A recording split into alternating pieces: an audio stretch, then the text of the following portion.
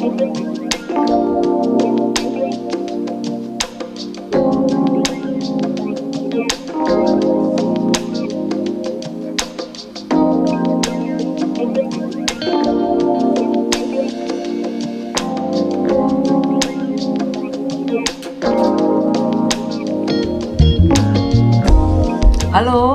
salam jumpa semua. Ketemu lagi dengan saya Prima Dewi di YouTube channel saya Rasa Prima.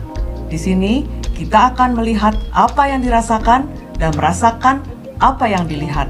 Hanya di sini di Rasa Prima.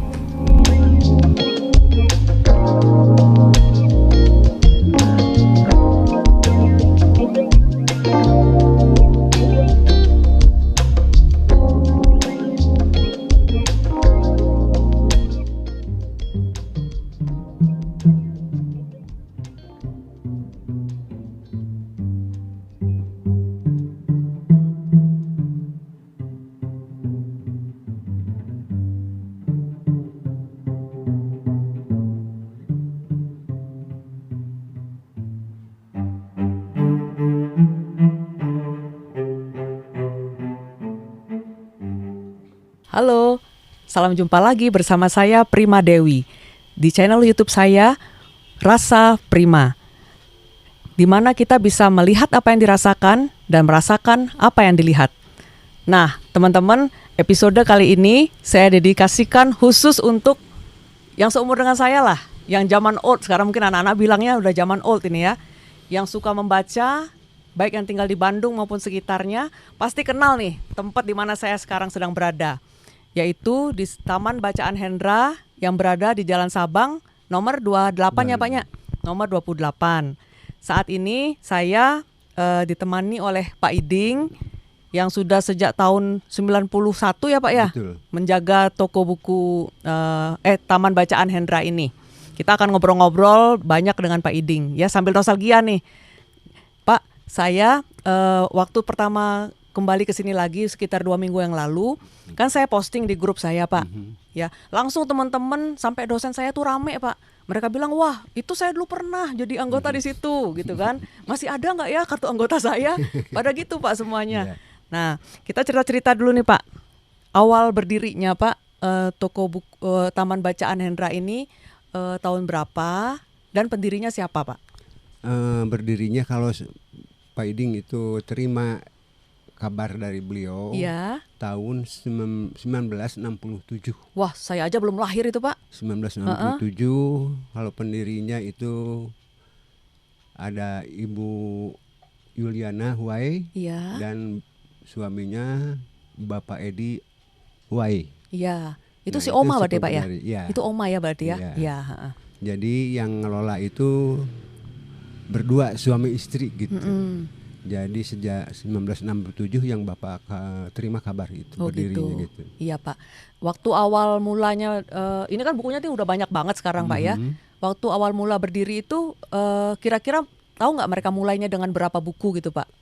Kalau mulainya buku itu sebetulnya Bapak sendiri datang ke sini buku itu udah banyak. Udah banyak ya. Udah banyak. Iya. Jadi bermacam-macam dengan sesuai dengan dekade lah berlakunya itu buku-buku itulah. Iya. Ada buku lokal, pengarang lokal, komik lokal, buku pengarang lokal gitu. Itu. Udah banyak. Iya ya Pak. Kalau menurut cerita Bapak dan Ibu tadi Pak ya, dulu mereka beli bukunya tuh di mana sih Pak? Kalau dulu kan mungkin belum bisa online kok. Sekarang kan beli buku apapun kita online ada Pak ya. Nah kalau dulu gimana tuh Pak beli bukunya Pak? Buku itu ada yang dikirim ke sini, ke lokasi kita ada.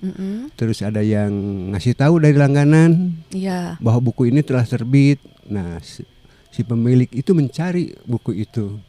Kemana biasanya ada pasar buku yang banyak gitu lah. Iya. Seperti ke daerah Palasari, ke daerah PLN dan sebagainya gitu. Jadi banyak info dari pelanggan sebetulnya Pak ya. Betul, mereka yang kasih tahu ada buku baru ini yang mau baru terbit gitu ya Pak ya. Oke. Pak, saya ingat banget nih. Dulu kan waktu saya kesini kan kita tuh harus daftar dulu kan Pak. Betul. Harus ada kartu. Pak, member. Coba Pak pengen lihat Pak kartu anggotanya Pak. Ambil Pak, tolong Pak, ambil Pak satu Pak, pengen lihat. Oh iya, iya. Ambil satu Pak, pengen lihat kayak apa kartu anggotanya. Bebas Pak, yang kayak gimana? Ya. Nah, ini kayak gini Pak ya. Ini yang sekarang tapi Pak ya. Yang sekarang. Yang sekarang ya. Sekarang. Yang sekarang kayak gini ya. Oke. Nah, wah udah lebih lengkap Pak ya. Lengkap. Iya. Ada fotokopi KTP, iya. Ada foto pemilik kartu, ada uang pendaftaran, iya. Ada uang jaminan, iya. alamat pemilik kartu, terus dia tuh nyewa, iya. dengan harga sekian-sekian. Oke. Kalau zaman saya dulu kan enggak ya Pak ya, enggak kayak gini dulu ya bentuknya Pak. Sama. Oh sama juga ya. Udah lupa Cuma nih Pak. mungkin ada perubahan sedikit-sedikit. Iya, iya. Ya terutama harganya. Kalau dulu kan pendaftaran teh murah ya Pak ya. Betul. Zaman dulu ya berapa Pak? Zaman dulu Pak? Paling-paling 5.000. 5.000-nya. Ayeuna udah 55.000 ya Pak ya. 55.000 iya. totalnya. Oke, ya Pak. Nah, yang menyewa itu dari mana aja sih Pak orangnya Pak? Kalau penyewa itu datangnya dari semua kalau lokasi gitu ya. Kalau lokasi mereka itu ada yang dari Padalarang, ada Cimahi, ada Sumedang. Terus ada warga Bandung, ada yang bekerja di Jakarta. Itu teman bacaan ini dimanfaatkan sama mereka. Pinjam, kembalikan dengan hari yang sama. Biasanya hari Sabtu kan mau lagi sekarang libur. Nah, hari Sabtu datang lagi, dia tuh kembali lagi. Kalau nggak sempet, dikirim sama paket. Oh gitu ya Pak ya? Betul. Oh iya. Berarti tertib oge-nya Paknya? Alhamdulillah. Teladan itu berarti teladan itu Pak, peminjam teladan. Nah, sekarang itu harga sewa bukunya tuh berapaan sih Pak? Satu buku tuh misalnya novel Harry Potter misalnya Pak, Harry Potter. Itu satunya berapa Pak? Kalau masalah buku, kalau mahal sewa bukunya itu sebetulnya relatif. Tergantung harga buku. Jadi umumnya kita ngambil 20% kalau nggak salah dari harga buku. Oh gitu ya Pak ya. Jadi nggak rata ya. Jadi Harry Potter pokoknya 15.000. Buku lain bisa di bawah, bisa 5.000 buku lain. Atau mungkin lebih murah dari 5.000. Jadi tergantung harga buku. Betul. Terus diambil harga sewanya 20% dari harga buku tersebut ya Pak ya. Nah biasanya Pak kalau peminjam itu datang Pak, dia pinjamnya tuh satu-satu atau misalnya kalau bukunya berseri nih, misalnya kayak apa Doraemon atau misalnya Detektif Conan gitu kan berseri Pak ya. Dia langsung pinjamnya semua gitu atau gimana Pak? Mereka tuh pertama dilihat dulu karena ini member baru atau lama. Cara pengembaliannya bagaimana? Kalau cara pengembaliannya bagus, sesuai dengan jadwal yang kita anjurkan. Umpamanya kalau baca buku manga ya seperti Doraemon itu kan dikenalnya semanga kan. Itu per 3 hari berapa buku mampu dia tuh untuk 3 hari. 10 buku oke, nah silahkan. Terus cara pengembaliannya itu dicek kita juga. Kalau pengembalian bagus, jangan 10, 20 juga kita kasih. Jadi boleh ya Pak ya? Boleh. Nah, boleh ngancung nggak Pak? Kalau misalnya kan kadang-kadang mahasiswa kan misalnya ada aja alasannya nggak punya duit atau gimana. Boleh nggak Pak ngancung Pak? Boleh. Sebetulnya gini, Bapak punya cerita gini ya, ini tambahan aja. Iya. Dia tuh mahasiswa di ITB. Kalau nggak salah jurusan geologi waktu itu. Dia tuh biasa kan suka ke gunung, dia tuh pasti ngecek gitu, praktek gitu ya mungkin ya. Nah, dia tuh ngecek, dia tuh bawa buku di sini. Dia tuh bilang, Pak Iding, saya nggak punya uang, tapi saya pengen buku, boleh nganjuk nggak? Kamu lihat, awas kalau nggak bayar, boleh sekarang. Iya. Bisa. Jadi nggak baku gitu ya. Aturannya nggak begitu baku, kita juga fleksibel karena mereka itu kan seringnya. Pak. Jadi kita kelihatan itunya karakternya ya Pak ya. Jadi Bapak teh sambil mengenali karakter orang juga Pak ya. Betul. Bapak jadi ahli psikologinya. Tapi nggak punya titel. Iya Pak. Nah, Pak? Kalau Bapak kan sini udah lama banget nih Pak. Yang bikin Bapak tetap betah sampai sekarang itu jaga di sini. Terus buku yang paling Bapak suka di sini apa itu Pak? Sebetulnya Bapak juga bukan hobi ya, suka gitu. Kalau hobi kan mesti gitu ya. Suka baca juga gitu, seperti baca buku-buku Kopingho, ada buku Manore. Waktu SMA Bapak Manore terbit hari Kamis pokoknya. Hari Kamis pagi itu Bapak biasanya udah nyegat tukang koran yang bawa majak koran sama buku-buku itu. Manore itu Wes, siapa Pak pengarangnya Pak? Manoreh Esa Pak? Mintarja. Nah, Esa Mintarja ya. Bukunya apa? Berapa jilid Pak? Api di Bukit Manoreh itu Pak? Api Bukit Manoreh itu yang udah terbit itu sampai hari ini, sampai beliau itu udah meninggal. Iya. Udah meninggal ada sekitar 390 sekian. Wah, banyak banget ya. Hampir mau tamat beliau itu meninggal. Oh iya ya Pak. Biasanya kalau belum judul-judul lain ya. Iya. Judul-judul lain seperti ada, nah di sini ada ini Pelangi di Singosari. Iya. Oh ini karangan beliau semua ya Pak ya. Terus ini ada Naga Sastra di antaranya. Wah, iya. Komplit juga ya Pak ya koleksi di sini Pak. Terus ada Api di Bukit Manoreh, ini seri 1. Oh iya. Karena kita sampai seri 4. Kalau Api di Bukit Manoreh ini setahu saya sampai pernah difilmkan ya Pak ya. Nah, kalau nggak salah ya. Bapak nggak pernah lihat itu, nggak pernah dengar. Iya betul. Oke, Pak. Cara merawat buku ini gimana sih Pak? Ini kan udah berpuluh-puluh tahun ya Pak ya umurnya. Nah supaya dia kondisinya tetap bagus gitu Pak, gimana caranya Pak? Ada ini kiat-kiatnya nggak Pak? Kalau kiatnya seperti Bapak ini, buku itu dilap dari debu, terus ada kotoran-kotoran yang kecil-kecil gitu ya. Iya. Terus ditambah kalau udah bersih, simpen kamper. Oh harus pakai kamper ya Pak ya? Jadi kampernya juga jangan terlalu banyak lah, supaya ngengat itu yang kutu buku itu, bukan kutu buku pinter, kutu buku gitu yang sebenarnya ya Pak ya. Iya. Untuk menghilangkan penyakit buku gitu ya. Simpen kamper di lokasi tertentu. Iya. Jadi itunya hangat, pasti itu nggak mau kan. Kalau panas binatang sama itu lah. Oke, iya Pak. Oke, nuhun Pak. Kita berhenti dulu, break dulu sebentar ya Pak ya. Boleh. Ya. Oke guys, kita break dulu sebentar. Sesaat lagi kita akan kembali lagi di Rasa Prima. Oke?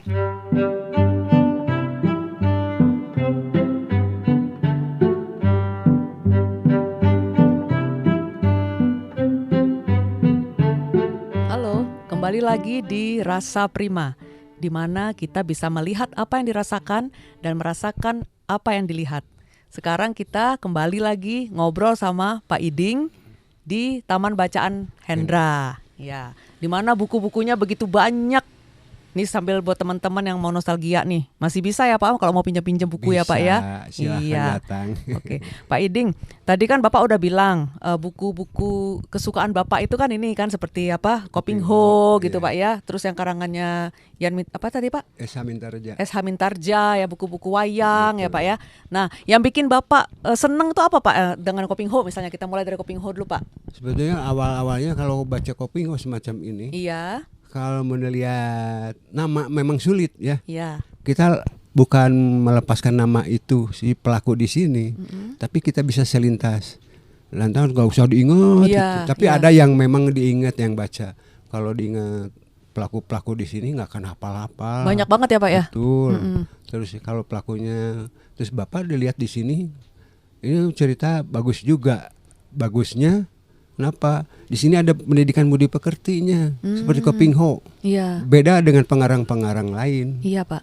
Seperti kalau dari ada bukan menjelekkan pengarang lain gitu ya. Iya. Kalau edisi seperti Koping Ho ini buat seusia Bapak ini perlu.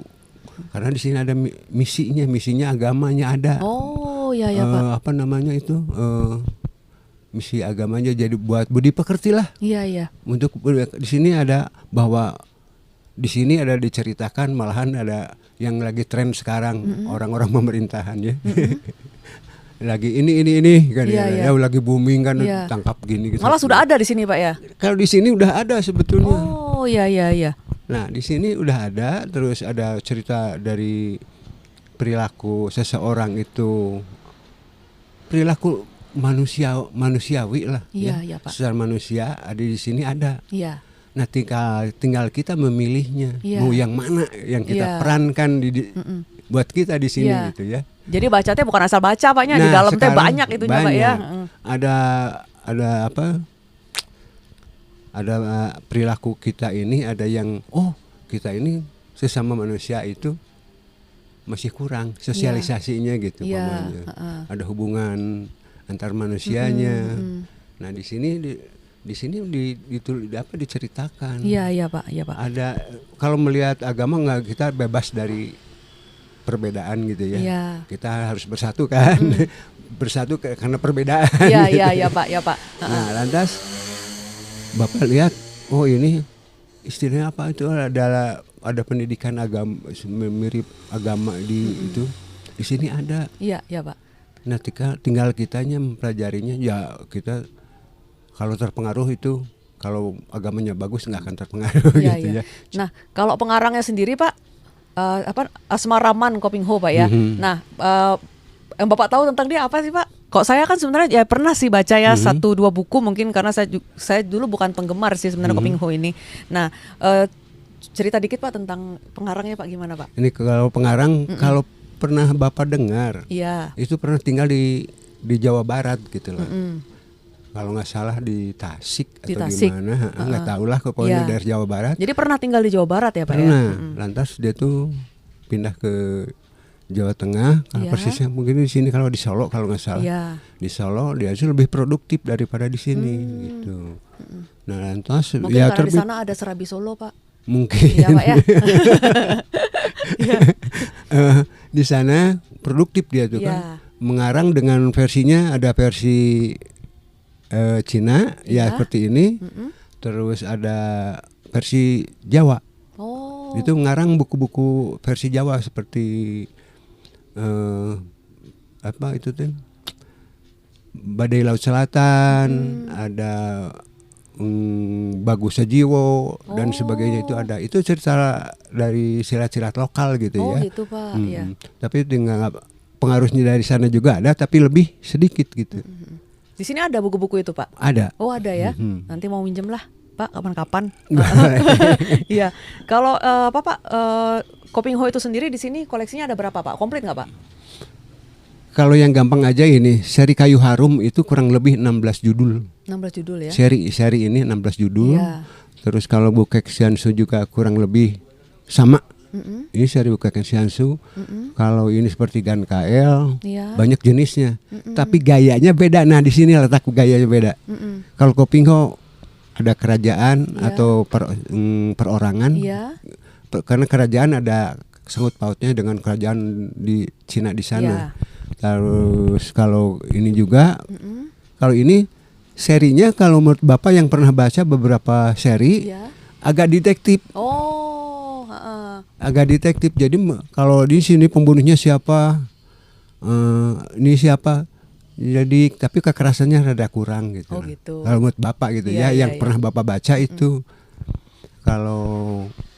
Kalau seri-seri lain Bapak kurang paham, karena ada beberapa yang, nah di sini ada yang selera berbeda. Karena awalnya baca Kopingho, kalau buku pengarang lain, nah asa bentennya banyak. Jadi favorit gitu istilahnya, ada favorit pengarang favorit gitu Pak ya, yang disukain gitu ya. Iya. Kalau bicara tentang buku silat nih Pak, di sini tuh koleksinya ada berapa Pak? Kalau di Taman Bacaan Hendra ini, kalau yang buku-buku silat Pak?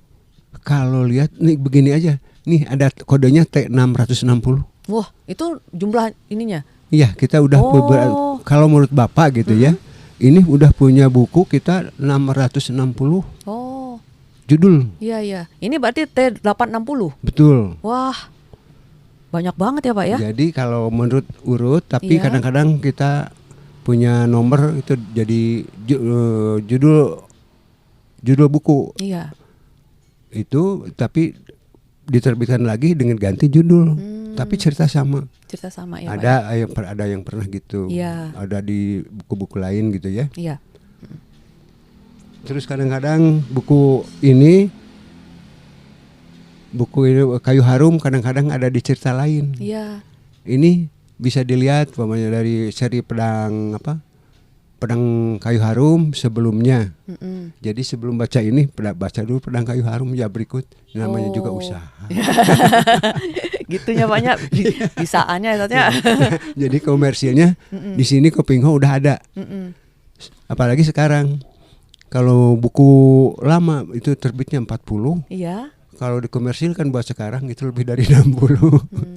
bisa Pak. 60, Ya, Pak. bisa 70 buku, Ya, itu Pak. pernah Ya, Pak. terjadi. Iya. Jadi komersil ya. Iya, iya. Nah, Pak, ini kan ada lagi nih, selain silat kan ada juga apa, Pak, yang wayang-wayangan gitu kan, Pak? Betul. Nah, wah ini saya pernah nih baca, Pak, yang ini, Pak. Ini betul-betul legenda banget nih, Pak ya. Iya. Nah, kalau buku wayang ini sampai sekarang masih ada peminat nggak sih, Pak? Buku wayang ada. Ada ya. Soalnya ada mereka terutama anak sekolah.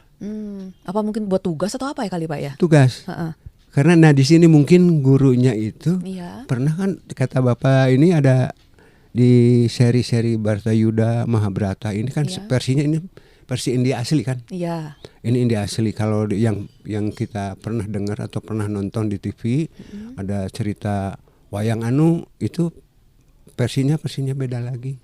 Ada wayang Purwa, terus ada wayang apa lagi? Kalau wayang Purwa itu ada seperti ada si Cepot gitu katanya ya. Ada si Cepot, ada Semar gitu. Kalau di Mahabharata ada punakawan Paknya. Nah, itu ada. Jadi versinya ada versi wayang Purwa, ada versi wayang apa gitu, Bapak lupa lagi tuh. Nah, itu ini anak-anak sekolah biasanya tugas dari sekolah. Ini cerita apa? Kalau orang tuanya atau anaknya sendiri, Pak, ini saya kurang ngerti. Ini kalau cerita ini wayang ini umumnya istana sentris, menceritakan di istana. Oh jadi Bapak ngadongeng gitu di cerita disingkat aja gitu ya. Ini ceritanya gini-gini. Nah, istana sentris perilaku ini Pandawa 5 gitu ya. Nah, ini perilakunya kamu pelajari. Nah, ini karakternya gini, si anu gini karakternya ini. Nah, itu dikasih tahu gitu. Kalau nggak anaknya, orang tuanya yang balik nanya. Kalau cerita-cerita wayang ini, Pak ya, kalau zaman sekarang tahun-tahun terakhir ini masih ada judul-judul yang baru nggak sih yang keluar, Pak? Atau udah nggak ada, Pak? Sampai hari ini nggak ada. Soalnya ada, lagi Bapak ini R.A. Kosasih itu sudah meninggal juga awal-awal akhir-akhir tahun kemarin kalau nggak salah. Meninggal belum lama, terus jadi yang kebanyakan di sini ya dicetak ulang. Cetak ulang. Jadi nggak ada yang baru. Sayang juga ya, Pak ya, nggak ada penerus gitu ya, Pak ya. Betul, karena mungkin si bapaknya karena sepuh juga ya.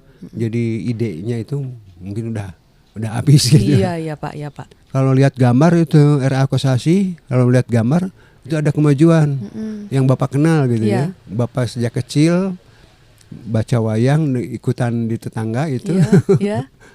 Dulu masih berapa lembar? Cuma 5 atau 10 lembar terbit. Terus besok lusanya terbit lagi. Nah, itu dibaca itu sampai ikutan sama tetangga. Ikut baca-baca gambarnya bertahap itu berangsur bagus. Sampai hari ini bagus R.A. Kosasih menurut Bapak. Oke. Gambarnya.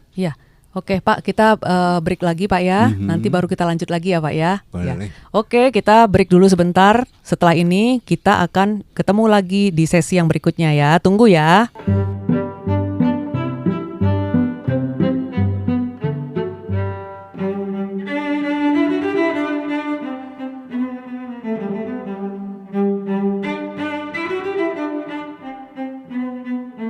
Masih bersama Pak Iding di Taman Bacaan Hendra. Pak, kalau sekarang ya, jumlah bukunya berapa sih Pak? Udah sebanyak ini Pak? Ini kalau melihat itu buku kalau yang terakhir yang di komputer, pernah dikomputerisasi, itu tahun belasan 2011 berapa, itu sampai 70.000 buku. Tapi udah lama banget tuh, udah hampir 10 tahun yang lalu ya. Betul. Itu Pak ya. Sekarang pasti udah nambah lagi ya Pak ya. Mungkin tambah lagi, ya mudah-mudahan begitu. Tapi sekarang butuh tempat. Iya betul. Jadi udah kekecilan. Butuh tempat. Padahal kita udah tambal sulam istilahnya. Tambal sulam buku lama, udah peminatnya kurang, udah ditarik ke gudang.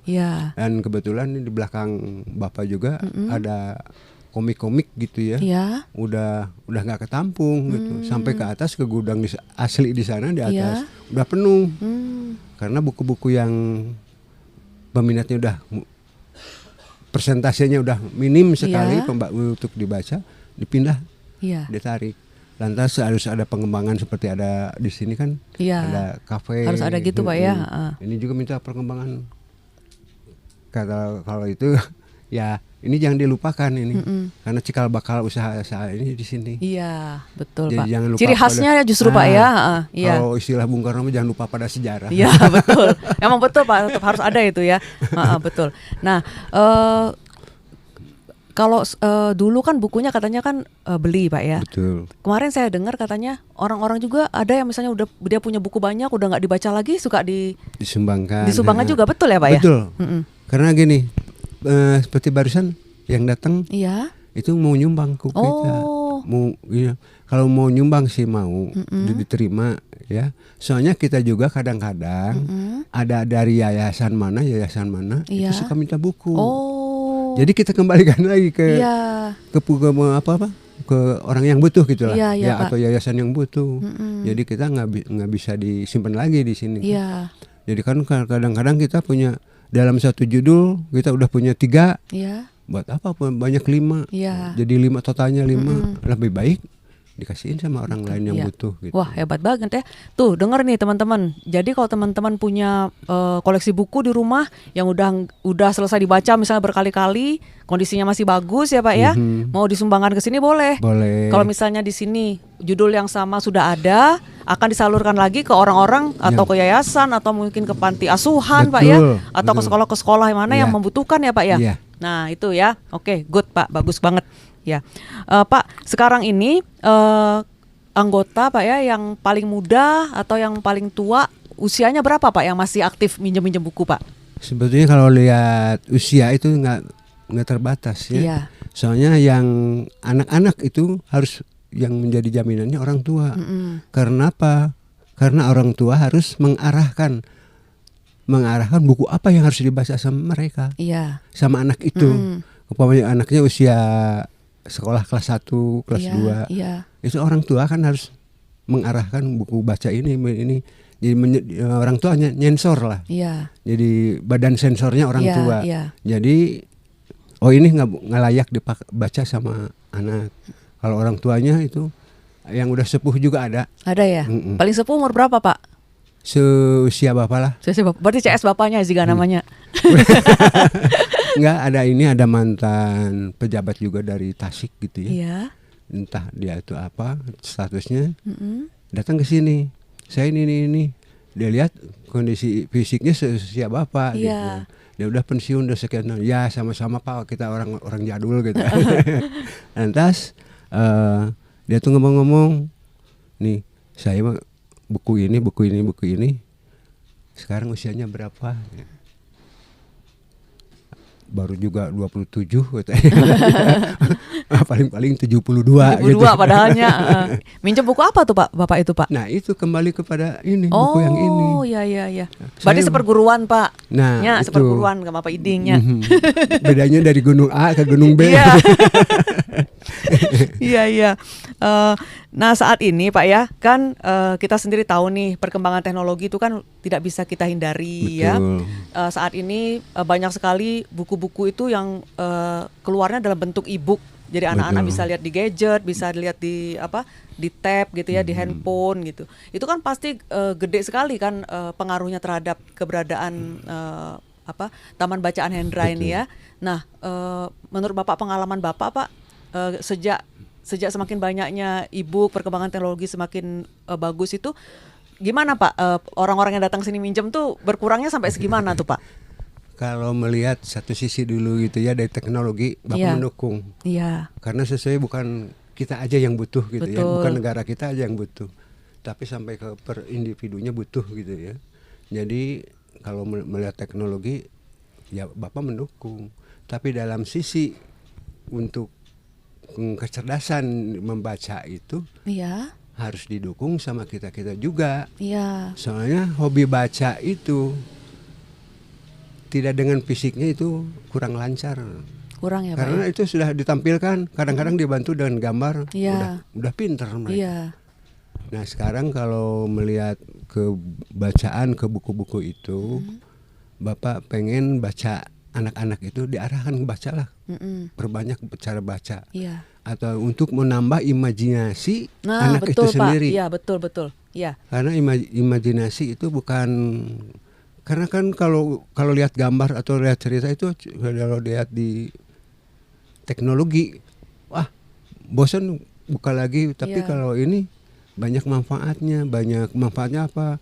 Oh, pernah saya baca buku ini, di buku ini ada pengarang ini, ada keterangannya ini. Gitu. Tapi fisiknya ada, jadi jelas gitu ya. Terus dia itu punya imajinasinya lebih tinggi gitu. Betul. Saya sendiri ngalamin sih Pak. Jadi kalau misalnya dulu masih masa-masa kecil gitu kan, kita kan kalau saya tuh di rumah saya juga memang sangat gemar membaca, mulai dari mama saya, adik saya semuanya gemar membaca gitu. Sampai saya tuh juga dulu pernah buka taman bacaan juga Pak, saking banyaknya buku yang saya punya. Teman-teman sekolah saya suka minjem tuh ke rumah saya gitu ya. Saya memang merasakan banget gitu. Kalau misalnya kita baca sebuah buku nih, kan buku zaman dulu tuh paling tulisan aja, gambar cuma beberapa aja. Betul, gitu kan Pak ya. Itu kan kita misalnya gini, pada zaman dahulu kala ada sebuah kerajaan yang sangat indah. Nah itu kan kita di sini mikir, wah indahnya gimana? Kita di sini Pak ya betul-betul. Seindah gimana gitu ya. Ada seorang putri yang rambutnya panjang terurai, dia menaiki seekor kuda putih. Nah kita kan udah menghayal lagi, wah naik kuda putih, betul nggak Pak? Betul. Nah saya pikir memang betul kata Bapak, imajinasi kita memang lebih berkembang pada zaman itu ya Pak ya. Iya betul sekali Pak. Nah ada nggak Pak pesan-pesan Bapak untuk orang-orang zaman now lah Pak ya, kalau kita kan orang zaman old ya. Orang-orang zaman now ini tentang apa? Tentang membaca atau untuk anak-anaknya gimana Pak? Kalau Bapak, bukan Bapak karena Bapak bekerja di lokasi atau lokasi seperti ini gitu. Tapi sebetulnya kalau Bapak mengajak ke semua, semua orang tua terutama harus mengarahkan anak-anak itu untuk gemar membaca. Apalagi bukan pihak Bapak sendiri, pemerintah juga kan menganjurkan kan. Betul. Menganjurkan pemerintah itu anak-anak harus hobi membaca. Karena itu kayak seperti berulang-ulang gitu ya, imajinasinya lebih tinggi. Terus orang tua mengarahkan supaya dia itu produktif gitulah. Produktif dalam dia tuh nggak usah baca terus, bisa jadi pengarang karena sering baca. Karena jadi pengarang itu bukan karena jadi pengarang seperti novel-novel biasa atau jadi ahli pengetahuan gitu ya. Penulis lah, seorang penulis Pak ya. Penulis aja. Nulis artikel di koran atau gimana gitu ya Pak ya. Nah itu kan di sisi lain kalau jadi nulis artikel di koran umpamanya seperti tadi kan menghasilkan uang juga. Betul, ya. Tidak lepas jadi buat pemasukannya sendiri jadi duit. Iya, betul Pak. Iya. Oke. Nah, kalau pesan-pesan untuk anak-anak yang masih kecil-kecil Pak, misalnya anak-anak yang masih SD, anak-anak SD juga kan sekarang kayaknya nggak terlalu banyak saya bilang yang hobi membaca gitu ya Pak. Betul. Ya. Kalau menurut saya gitu loh, malah ya mereka ya itu lebih berpegangnya pada gadget sih sebetulnya. Betul, kalau anak-anak sekarang. Nah pesan-pesan Bapak gimana? Untuk incu Bapak misalnya pada incu gimana tuh harusnya Pak? Cucu Bapak juga nggak jauh dari itu. Betul ya, begitu ya Pak ya. Malahan Bapak masih orang-orang jadul, Bapak kalau lihat HP yang sekarang itu ada berapa macam gitu di fiturnya apa namanya itu lah. Fiturnya Bapak kurang ngerti malahan. Nah, cucu Bapak lebih pinter. Nah, sekarang kita sebagai orang tua jangan lupa ke membaca. Karena kalau nggak salah pernah ada penerbit dulu ya. Ada membaca itu sebagai jendela dunia. Nah, betul Pak. Ya betul. Karena kita melihat dunia. Jadi sebetulnya orang Indonesia itu pinter. Kenapa? Dulu kita pernah belajar nggak Mbak ilmu bumi? Ilmu bumi kita cuma diam di Indonesia tapi mengenal Inggris. Dengan musimnya, dengan binatangnya, segala tek-tek bengeknya yang pernah ada di Inggris kita tahu. Nah makanya itu kalau dengan membaca itu bisa tahu Window on the wood. Iya, oke. Ya, betul Pak. Biarpun misalnya hal itu pun bisa didapat dengan gadget, tapi seperti Bapak bilang tadi ada nilai lebihnya dengan membaca itu. Misalnya dengan imajinasinya jadi lebih berkembang gitu ya Pak ya. Pengetahuannya lebih banyak. Iya, oke. Ya, oke Pak. Terima kasih banget Pak Iding ya. Semoga Bapak sehat terus. Amin. Ya. Kita semua sehat. Nanti teman-teman saya, mungkin dosen-dosen saya yang dengar obrolan kita ini pasti ada yang pengen mampir lagi ke sini Pak. Insya Allah ditampi di Antosan. Iya Pak. Ya. Oke, teman-teman semua, begitulah tadi bincang-bincang saya dengan Pak Iding. Ya, kalau bisa dibilang living legendnya nih living legend di Taman Bacaan Hendra. Ya, seperti tadi kata Pak Iding, buku itu adalah jendela dunia. Jadi yuk mari sama-sama kita tetap budayakan senang membaca, terutama untuk anak kita, cucu kita. Pasti ini ada yang udah punya cucu nih Pak, teman-teman saya. Ya, untuk ponakan kita, teman-teman kita sama-sama tetap budayakan membaca. Yang mau nostalgia, silakan mampir ke Taman Bacaan Hendra ini. Sekarang di depannya sudah ada tempat ngopinya. Ya Pak ya? Iya betul. Bisa sambil ngopi-ngopi, bisa sambil makan kue pastel goreng yang enak banget. Itu favorit saya Pak di sini, kue pastel. Wah, enak. Ya, sambil nanti nostalgia baca buku wayang nih. Saya tahu nih ada teman saya yang suka baca buku wayang, tapi namanya nggak boleh disebut. Ya, oke. Sampai ketemu lagi di Rasa Prima berikutnya, di mana kita bisa melihat apa yang dirasakan dan merasakan apa yang dilihat. Sampai jumpa. See you.